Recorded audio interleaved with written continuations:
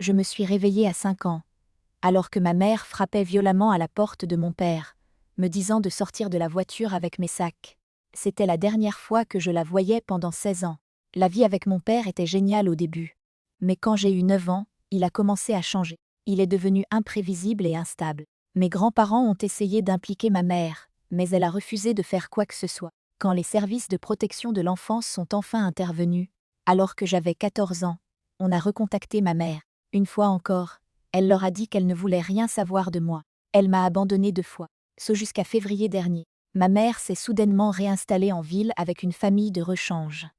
Un nouveau mari et des enfants. Elle a dit à mes grands-parents qu'elle voulait se racheter. Et j'ai accepté de la voir une seule fois, juste pour obtenir des réponses.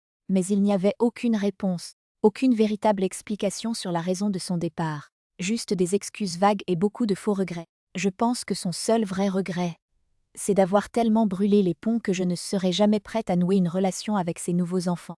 Depuis, elle a commencé à perdre pied. Elle débarque sans prévenir chez mes grands-parents, et a essayé de m'appeler en cachette depuis le téléphone de ma grand-mère. La semaine dernière, elle m'a envoyé un message privé rempli de colère, me reprochant de refuser d'avoir une relation avec sa nouvelle famille. Je sais que les enfants sont innocents, mais ça n'efface pas la...